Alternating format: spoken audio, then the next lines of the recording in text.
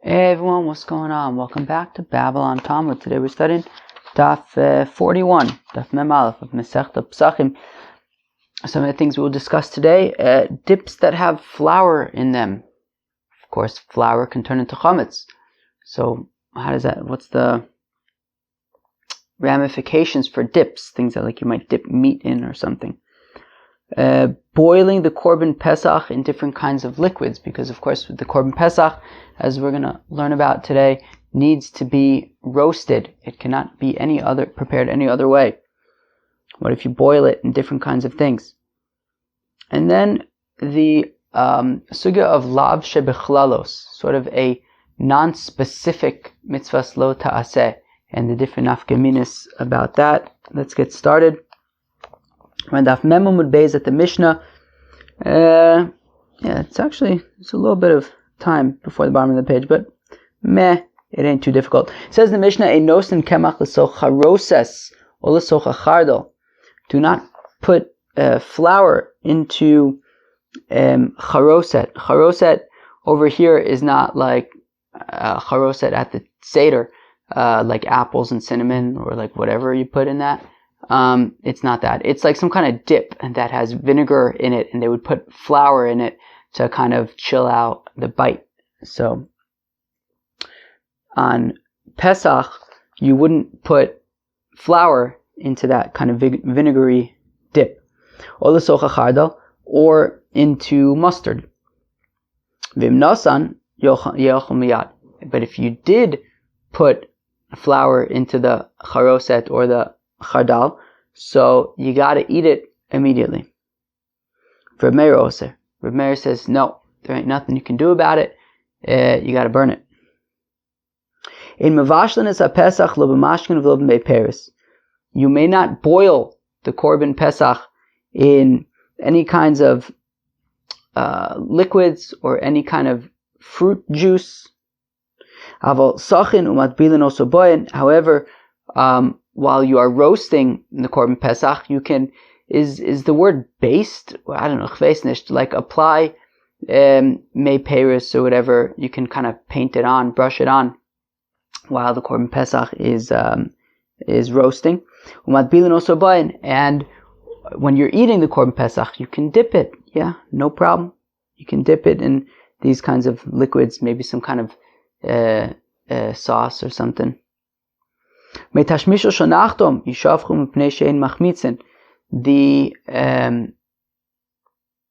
water that a baker is kind of puts his hands in it and stuff while he's baking, so you got to be careful with that water.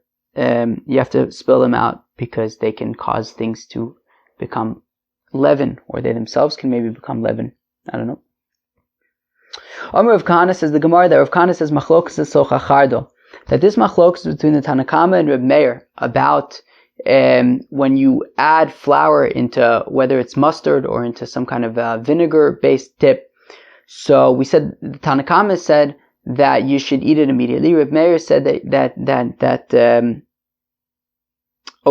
it's oser.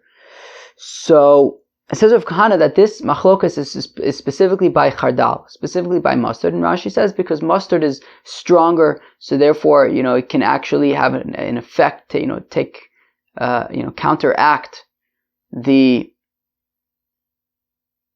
flour.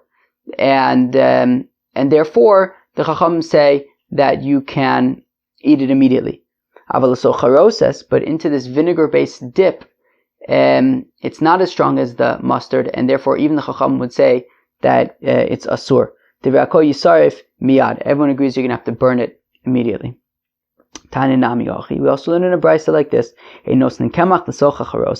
do not put flour into this dip, into the charoset. And if you did put in flour, yisarif miyad, then you have to burn this dip immediately.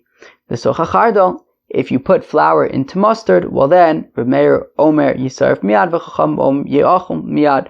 Reb Meir says you have to burn it, and the Chacham say you can eat it immediately. So we see from this brisa that the machlokas between Reb Meir and the Chachamim is specifically by charoset, but by chardal, no, it's specifically by chardal, but by charoset you'd have to burn it immediately according to everybody. Amr Rav Huna Breda of Yehuda, Amr Rav Nachman, Amr Shmuel. So Rav Huna Breda of Yehuda says in the name of Rav Nachman, says in the name of Shmuel, halacha kedivrei chachamim, that the halacha is like the chachamim, that you are allowed to eat it immediately. The question is to what extent, right? And that's what we need to find out right now. So Amalei Rav Nachman bar Yitzchak Rav Huna Breda of Yehuda. So now Rav Nachman bar Yitzchak seeks to clarify from Rav Huna Breda of Yeshua, Acharosis ka'amar. So when Rav Huna Breda of Yehuda, when you're saying that in the name of Rav Nachman, in the name of Shmuel, that the halacha is like the chachamim, that you can eat it immediately, is that even by charoset, they would say that you can eat it immediately? Oh, achardol ka'amar. Or are you specifically saying that the halacha is like the chachamim, that you can eat this immediately if you put flour into the chardal, into the mustard, because it's stronger.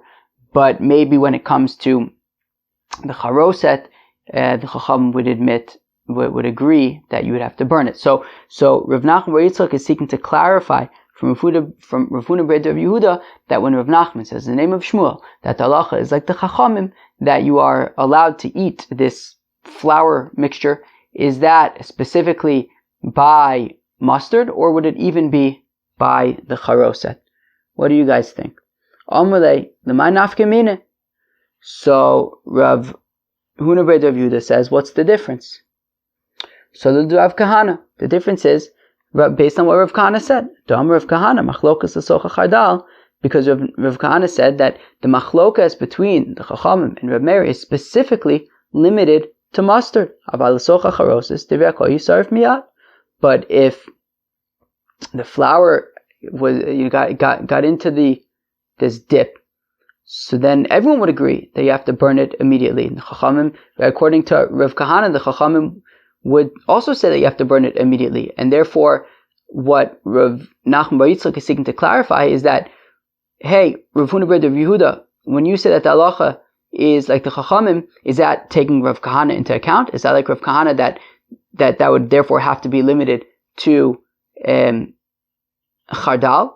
Or maybe Shmuel disagrees with Rav Kahana, and he would say that the Chachamim say that you would even be able to eat the charoset immediately. So that is what Rav Nachman bar Yitzchak is trying to figure out. So Amarle, so Rav Huna Breda of Yehuda responds, Lo shmirli, klomer lo severely. He says, oh, I don't know, I didn't hear anything about it. Meaning, I don't hold that there's actually a difference, i.e., Rav Huna Breda of Yehuda disagrees with Rav Kahana and assumes that the halacha is like the chacham even by charoset, i.e. that you can eat charoset, that flour got into it immediately.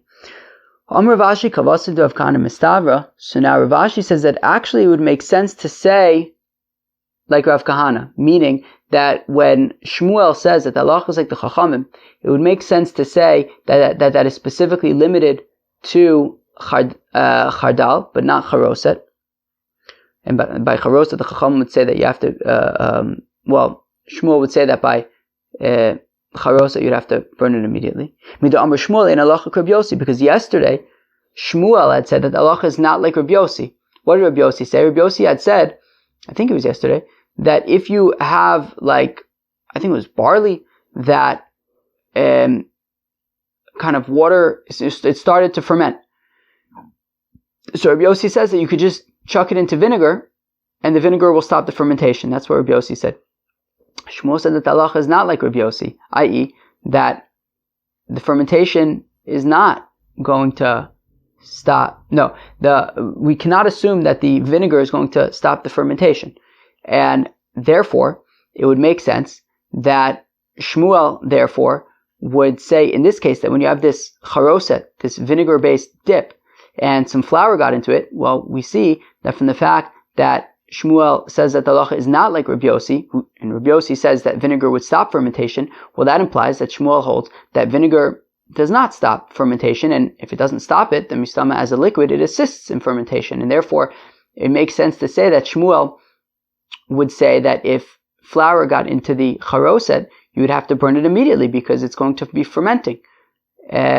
And therefore, when Shmuel says that the halacha is like the chacham, that you can eat it immediately, it must be specifically by the chardal, by the mustard. So my lad, tzamuse udilo tzamis achamui mechama. So therefore, as I just said, that if Shmuel says that the halacha is not like Rabbi Yossi, then that must mean that according to Shmuel, vinegar does not stop the fermentation, and it therefore assists the fermentation. No, you could potentially argue that Shmuel says that vinegar does not stop the fermentation, but it also doesn't necessarily speed it up. And therefore, you could theoretically argue that Shmuel would say that the halacha is like the chacham, that you can eat it immediately, even if the flour fell into the vinegar, the charoset. Okay, what do you guys think about that machlokas? Who do you think is right? Do you think the halacha is like Rav Kahana, or do you think the halacha is like Rav Huna Ber of Yehuda? I don't know. Should we move on? Okay. In Mevashlim v'chulei, so we said that you don't boil the korban pesach in mashkin, not meiperis. So now, listen up. Tanu Rabbanan d'Rabbis, start b'mayim. Right? The pasuk says, Al tochlu mimenu na, do not eat a korban pesach when it is rare. Uvashel mevushel b'mayim, and do not eat it if it is boiled in water. So now the Gemara wants to know, b'mayim, it says, okay, so don't boil the korban pesach in water, in the elamai b'mayim. So all I know is that I can't boil the korban pesach in water. Shamash minayin. How do I know that I'm unable to boil the korban pesach in ich weiß nicht?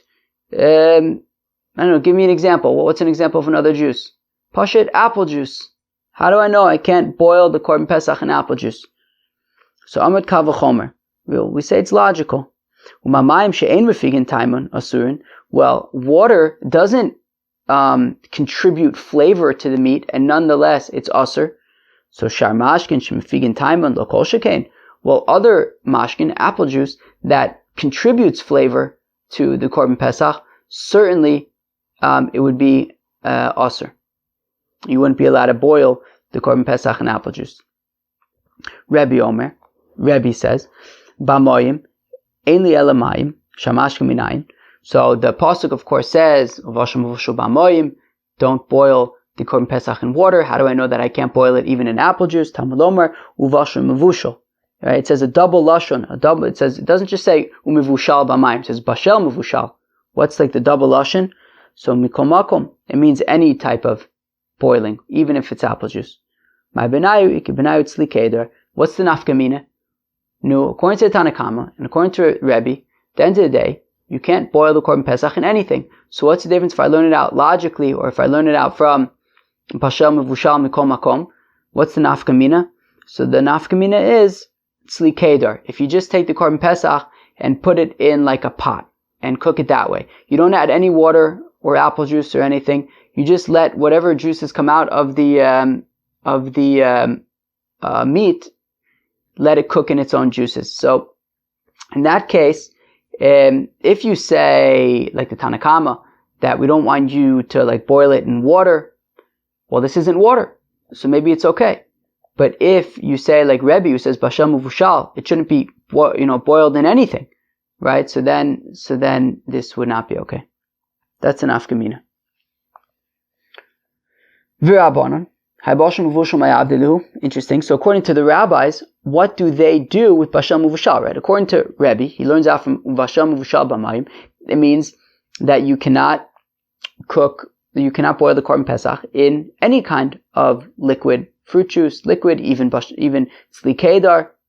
So what are the Chacham? What are the Tanakama?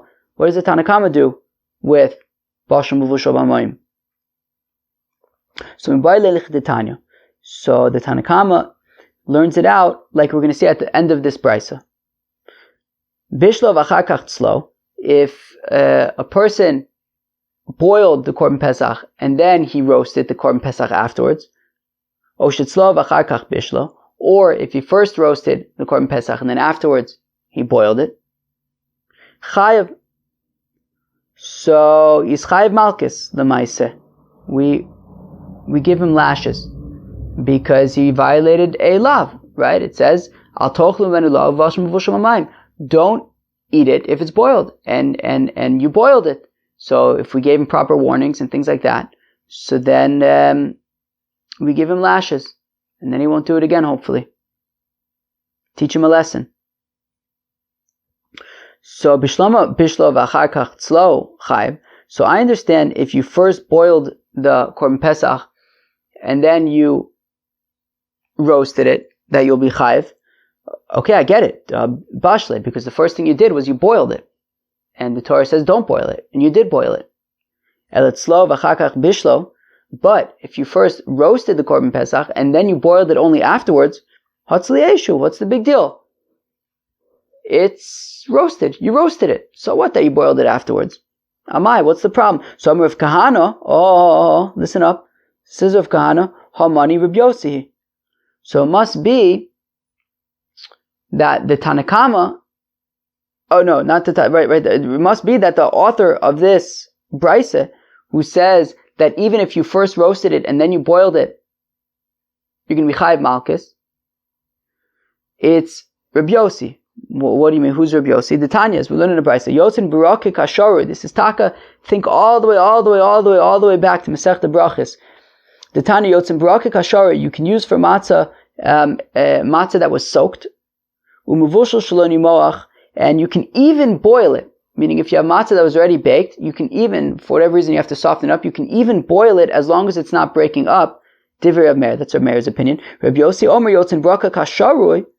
Says Rabbi Yossi, you're allowed to use a matzah that was soaked to soften it, avalom mevushal. But you may not use matzah that was boiled, afal pi shaloni moach, even though it's still intact. So what do we see? So we see that according to Rabbi Yossi, even after something is baked, you still are boiling it would be significant. And therefore he's saying you may not boil this matzah to soften it up. And the same thing would apply over here. That by the korban pesach, even though it's already been roasted, that doesn't mean that when you boil it afterwards it's irrelevant. No, it'll still be significant and it'll be considered boiling, and the Torah says don't boil it. And therefore, even if you first roasted it and then you boiled it, you're still going to be chayiv malchus. Ula Amar says, Ula afilu temer Reb Meir. You can even say it's Reb Meir who said that when you have the matzah, and you're allowed to boil it to soften it up as long as it doesn't break apart. So apparently that boiling isn't particularly significant, doesn't make much of a difference to the matzah. So it says Ula, you can even say that over here by the korban pesach, that once it's roasted and then afterwards boiled, you would be chayiv malchus. You could even say nonetheless that is Reb Meir. How come? Because shayni achad amar kraf ba'uvashim uvushim mikol makom. Because you could say that even though by matzah, Reb Meir would say that you could boil it as long as it doesn't fall apart. Because he would say that boiling isn't particularly significant. However, by the korban pesach, even though boiling isn't particularly significant, we still have bashal muvushal b'mayim. It says this double lashon of bashal muvushal mikol makom, any kind of boiling, even if it's not particularly significant, even if it's already been roasted, still Reb Meir would say that you are unable to boil it. So that is what the Tanakama would learn out from Bashal Mavushal. So Rebbe learns out from Bashal Mavushal that you're not allowed to boil the korban pesach in any kinds of liquids, and that even includes tzli kedar in its own liquids. What does the Tanakama learn out from that? They learn out that you can even say that according to Reb Meir, you would be unable to first roast the korban pesach and then boil it because of this basham uvushal b'mayim. Okay, now the Gemara gets into some interesting shilas over here. Tana Rabbanan yachot slow kol tzorko yechayv. What if you burn it? Very interesting, right? Meaning, it says right kiyum tzliesh. You have to roast it, but don't push it, make it like charcoal. So what happens if a person like mamish like scorches his korban pesach? So it's not exactly what the Torah had in mind when it said sliesh, roasting it. Tamilomar al tochlu mimenu na uvashim uvusha b'mayim. It says don't eat it rare or boiled. Na uvashim muvushal amarti lach, v'lo shetzlo kol tzarko. What the Torah says is don't eat the korban pesach if it's rare or if it is boiled, but the Torah doesn't say anything about burning it. Hechidami. So, what exactly is this kol tzarko? Amar Ravashi d'shavya charucha. Says Ravashi that if you push it, make it like charred, like very, very, very burnt. So that would be kol tzarko, and we're suggesting don't do it, but you wouldn't necessarily be chayiv malchus. Tanu Rabbanan, the rabbis taught, Yachol achol kazayis chai yeh chayiv. What if a person eats a kazayis of raw korban pesach? So he didn't boil it, and he didn't eat it rare, but he also didn't roast it. He just ate it raw. So is it possible that it will be chayiv? Tamalomar al tochlu mimenu na uvashal muvushal. It says don't eat it rare or boiled. Na uvashal amarti lecha. I said to you, don't eat the korban pesach rare or boiled. V'lo chai. I didn't say anything about raw. Yachol yeh mutter. Then is it possible then that I can just mamish just eat the korban pesach raw? So is that like mutar? Is that acceptable? Tamulomar kiim tzliesh. So it says no. It says kiim tzliesh. Like it says, don't eat it rare, don't eat it boiled, eat it roasted, which means don't eat it raw. It might not be chayiv malchus if you eat it raw, but it's not, preferred. Hechidami na. What exactly is raw? What exactly is rare? So Amar Rav Kidamri Parsai Avarnim. Okay, it's like the Persians say Avarnim. Okay, Seder. I don't know. Anybody speak Persian? What does Avarnim mean? So now, here we start switching gears a little bit. Maybe I'll even say it now. So we're going to get, not exactly immediately, but we're starting to switch gears a little bit, and we're going to soon get to a machlokas between Abaye and Rava about the concept of lav shebichlalos. Now, a lav shebichlalos means a prohibition that isn't explicit. It's kind of implied. So in our case, right, it says al tochlu venu na uvashal muvushal. So that's pretty explicit. Don't eat the korban pesach rare, right? Make sure it's fully cooked. Don't eat it boiled. Okay, I get what those things are. But then it says kiim tzliesh, right? And what we want to learn here is like al tochlu mimenu kiim tzliesh, right? Don't eat it any other way than roasted. So what? So it's I could think of all sorts of ways that I can cook it other than roasting it.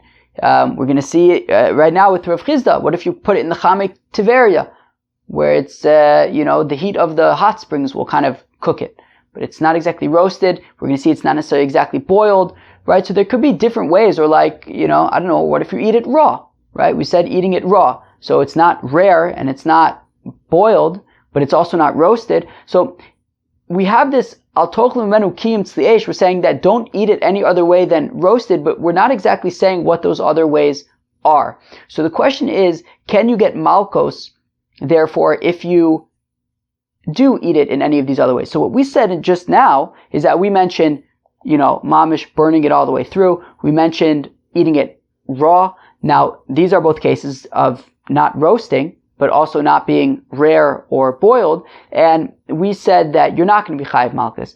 Now we start seeing another view, which is that actually you can get malchus for these. And this is going to kind of segue into the machlokas between Rava and Abaye about this concept of implied prohibitions and if you can get malchus for them. So here we go. Amar Rav Chizda says, Rav Chizda, hamavashal b'chamei tiveria b'Shabbos pater. So if somebody cooks food in the Chamei Tiveria, in these hot springs of Tiveria on Shabbos, so potter. I don't know if I said chayiv. I definitely didn't mean to. Potter, right? So you are going to be patur for that. Let's go weiter. Pesach shebichlalos b'chamei tiveria chayiv. Yet, if you cook your korban pesach in the Chamei Tiveria, in these hot springs, well, then you're going to be chayiv malchus. Okay, you're going to be chayiv malchus. Okay, let's go weiter. We don't know why yet. So now we're going to start to explain things a little bit. Ma'ishna b'Shabbos telo. So now the Gemara asks, one second. How come if you cook food in the Chamei Tiveria on Shabbos, you're potter? They told us eish ba'inan veleka. Well, because we need that cooking be a tolada of of boiling should be a tolada of fire, of eish. And here there's no fire. It's just naturally very hot. So therefore you wouldn't be chayiv for bishul. You wouldn't be chayiv for cooking, for boiling. But if that's the case, then pesach nami, lav todos eshu. Well, if that's the case, then why are you chayiv by korban pesach? By the korban pesach, you didn't boil it, right? Meaning, if it's the chami teverium, we're saying that it's not considered bishul because there's no fire. Well, then, just like it's not considered bishul for Shabbos, it shouldn't be considered bishul for korban pesach, and you shouldn't be chayiv malchus. So here we go. Are you ready for this? Amar Rave, my chayiv dika'amar dika'avar mishum tzli eish. You hear that? Says Rava that when it says over here that you're going to be chayiv if you cook the korban pesach in the chami teveria, you're not chayiv for boiling it. You're chayiv for preparing the korban pesach in a way other than roasting. So therefore, the pasuk says, don't eat the korban pesach rare, don't eat the korban pesach boiled, but it also says, don't eat the korban pesach any other way than roasting. And here you're eating it in a way that's other than roasting, therefore we're gonna whip you. Sorry. Rav Chia Brei to Rav Nasan Masni lahad Rav Chizda behedya. Now Rav Chia Brei to Rav Nasan actually says this explicitly. What do you mean? Rav Chizda says Rav Chizda mavashal b'chamit Tveria b'Shabbos potter. So if somebody cooks epis in the chamit Tveria in these hot springs of Tveria on Shabbos, you're potter because it's not considered bishul. Ufesach shebichlalos b'chamit Tveria chayav shav mishum tzliesh. Boom. Now if somebody cooks the korban pesach in the chamit Tveria, then he's going to be chayav malchus. How come? Because he violated the implied lav of don't eat it in any other way other than roasted, and by cooking it in the hot springs of Tveria, you cooked it in a way that was not roasted, and therefore we're going to whip you. Amar Rava, says Rava, achlo na lo kashtayim. So interestingly, you hear that?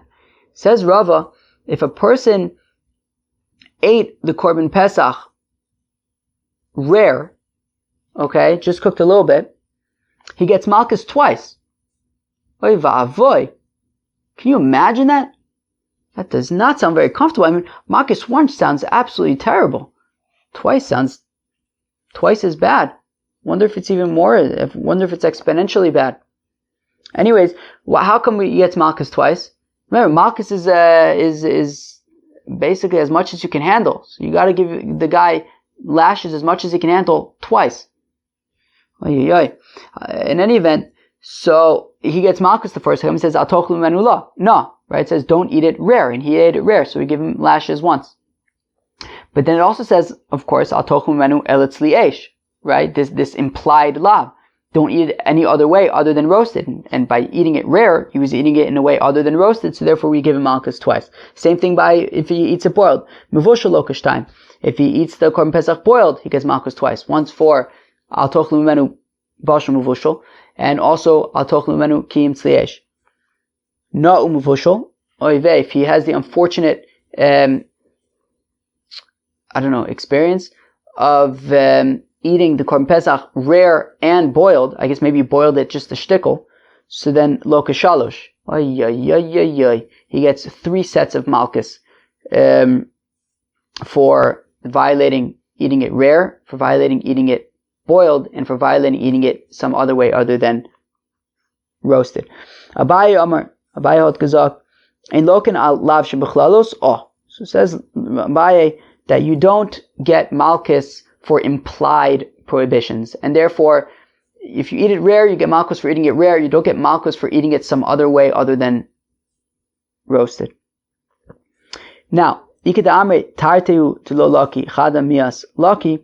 Ikeda amre chada nami lo laki to lo miyachi lavi kilavdechsim. Let's read it again. So that those who say tarteu to lo laki chada mias laki. So those who say that when Abaye says that we don't administer lashes for an implied prohibition, that means that we don't apply lashes for an implied prohibition when it is the second prohibition. So for example, Rava had said that if you eat the korban pesach rare, so then we're going to administer lashes twice. Once for violating the explicit prohibition of eating, don't prepare the korban pesach rare, but then there's the implied prohibition of don't eat it any other way other than roasted. So Rava says you get malchus twice. So now there are those who say that when Abaye says that we don't administer lashes for implied prohibitions, it means we're not going to add it on to an already existing to a prohibition. So according to Abaye, you would say that if you eat the korban pesach rare, we'll give you malchus, one set of malchus, because you ate the korban pesach rare, but we're not also going to give you malchus for eating it in some other way other than roasting. But let me ask you a question. What would Abaye say if a person ate the korban pesach after preparing it in the Chami Tveria, right? If a person prepared the korban pesach in the hot springs of Tveria, and so it's not raw, it's not rare, and it's also not boiled because it's the Chami Tveria, but it's also not roasted. Maybe in that case, Abaye would say that he would get malchus. Meaning maybe Abaye only says that we don't give lashes for implied prohibitions when it's in addition to an explicit prohibition. But if the only thing that we have to go by right now is the implied prohibition, such as if you prepare the korban pesach in the hot springs of Tveria, maybe Abaye would say that you would get lashes in that case. Those who say those who say that no, Abaye would say, hold the same opinion even when, let's say, you prepare the korban pesach in the Chami Tveria, where the only prohibition is the implied prohibition, i.e. that you prepared it in some way other than roasting.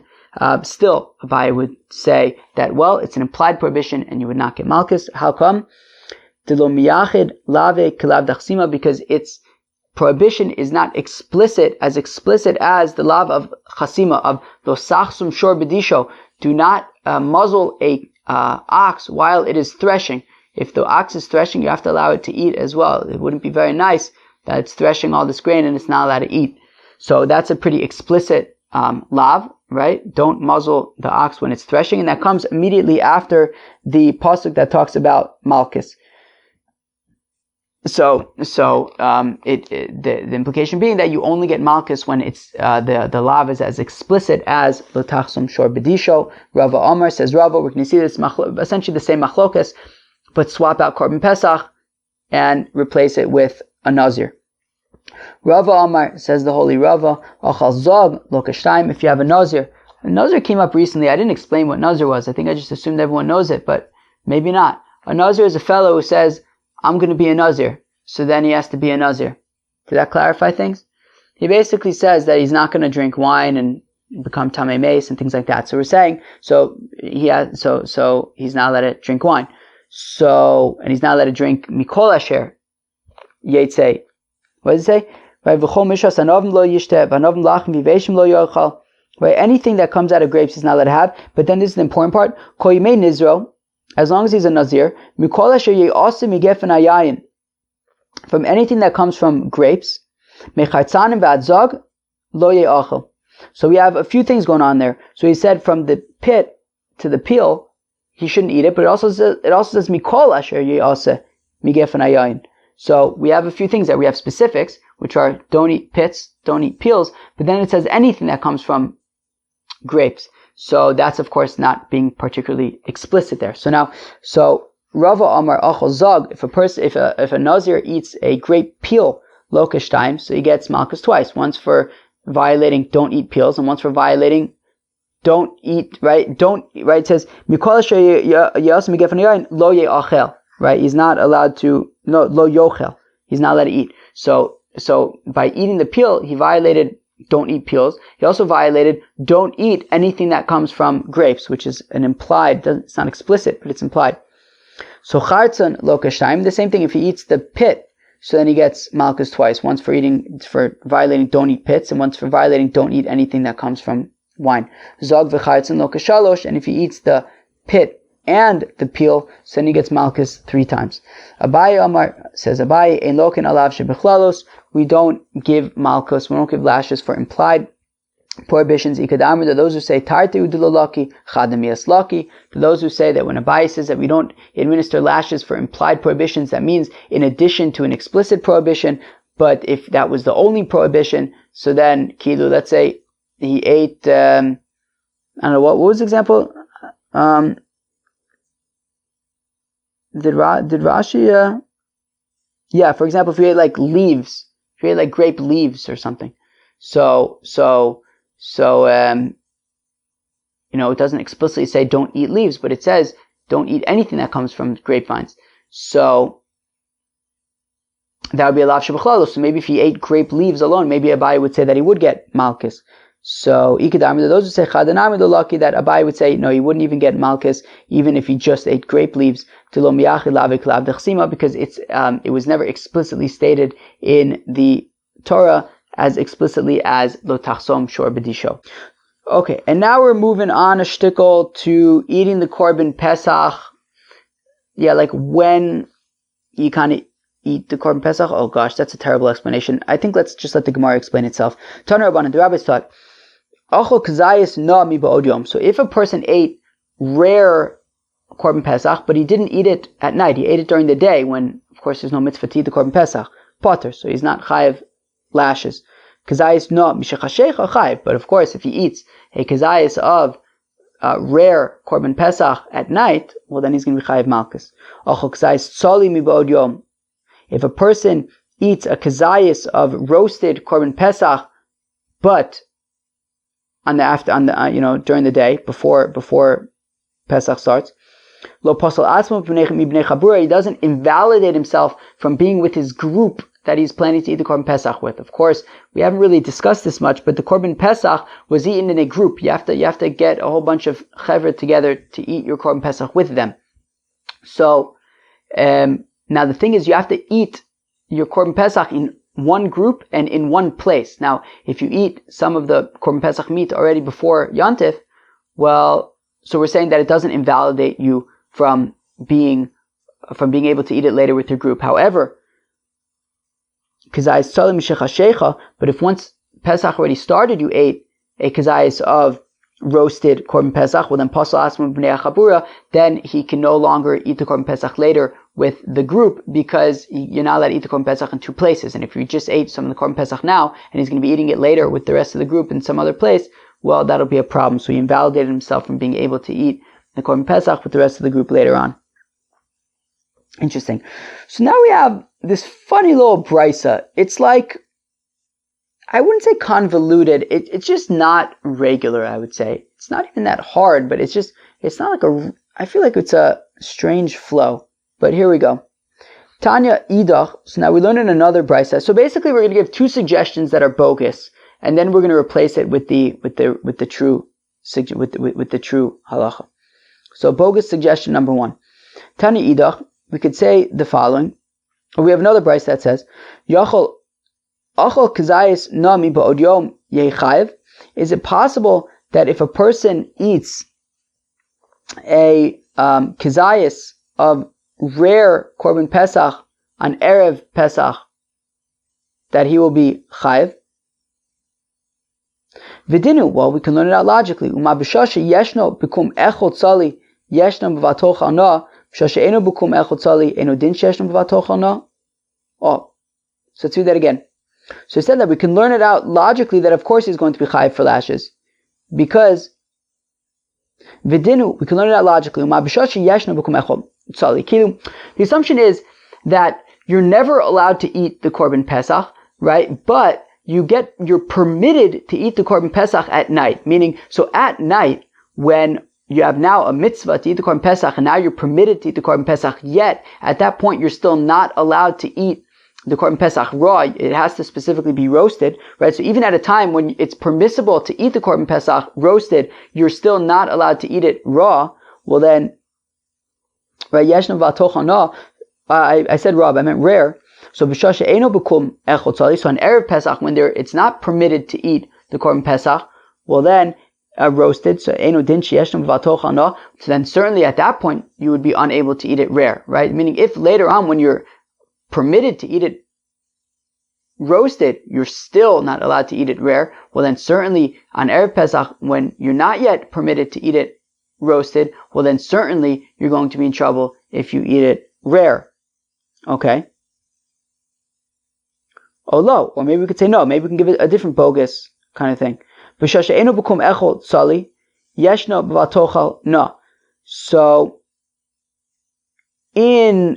Yontif, when there is no mitzvah to eat the korban pesach roasted, so then you are not allowed to eat the korban pesach rare. But later on, when there's a mitzvah to eat the korban pesach roasted, then there will not be a prohibition against eating the korban pesach rare. So according to this, apparently at night you'd be allowed to eat the korban pesach rare, I guess, or at least it wouldn't be a prohibition.